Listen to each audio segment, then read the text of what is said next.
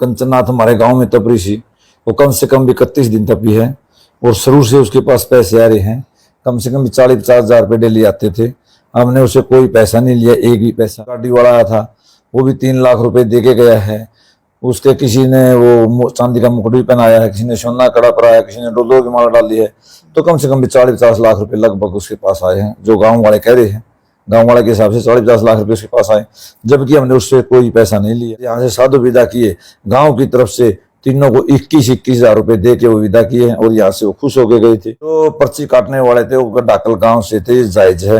वो पर्ची जो गांव की थी नहीं, जो गांव से लोग आए थे हमारे गांव से, जिन्होंने भंडारे के अंदर दान दिया है, वो थे सिर्फ उस दिन। उसी दिन जो साधु भी है, जो अपने माता बहनों को जो संदूक देते हैं, वो एक संदूक रख के बैठी थी और वो पूरा का पूरा संदूक, कम से कम भी ये लाओगे वो 2x4 का तो होगा, वो भर के लेके गए पैसे हुआ यहाँ से। क्योंकि मैंने साधु को कहा कि जो है उसका जब इन्होंने पूजा दक्षिणा देनी थी कि इसको खोल लो, उन्होंने मना कर दिया कि इसमें से मैं कोई पैसा नहीं दूंगी, ये मैं यहाँ खोल के भी नहीं दिखाऊंगी।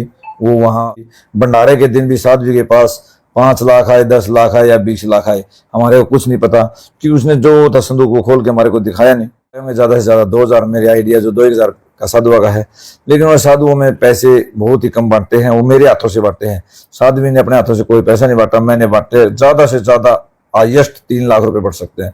20 हजार रुपये एक बार दिए, 1,30,000, 3 10-10 हजार की गड्डी और 2 50-50 की। उसके बाद उन्होंने लाख रुपए फेर ले आए थे, वो 2,30,000 रुपये। बाद में 50 हजार रुपये मैंने अपने हाथों से बांटे हैं, तो लगभग 3 लाख रुपए करीब है नहीं वो पैसे बटे। 300 ऊपर बटे एक पैसा। वो कहते नहीं कर्जा चढ़ गया, ये पूछो साधु से कर्जा किस चीज का चढ़ा आपके ऊपर। उसने गांव के अंदर कोई लाइब्रेरी बनवाई हो, को गौशाला बनवाई हो, को धर्मशाला कर गई हो, या मंदिर के अंदर को कमरा बनवा के गई हो, तब तो वो कह सकते हैं मेरे ऊपर कर्जा चढ़ गया। बताओ कैसा कर्जा चढ़ गया, कर्जा कैसे चढ़े उसके ऊपर। निरापुरी झूठ है, हम इसका खंडन करते हैं। साधु ने ऐसा कुछ नहीं किया था।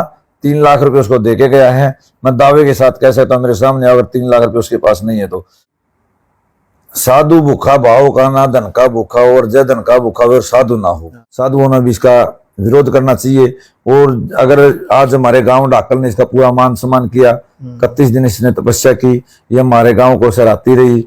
जो इसके गुरु जी थे उन्होंने भी समय भंडारे के अंदर ये कहा कि डाकल गांव ने पूरा मान सम्मान किया, विशेषकर सरपंच ने हमारा पूरा मान सम्मान किया।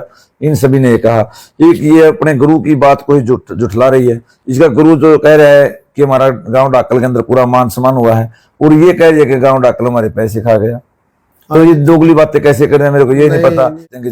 जिस नगरी साधु नहीं, नदी नहीं गुंजार, तजहंसा हुआ देश राजम की मोटी मार। साधुओं का आवागमन गांव के अंदर होना चाहिए, लेकिन ऐसे पाखंडी साधुओं का नहीं। मैं इसको का विरोध करता हूं।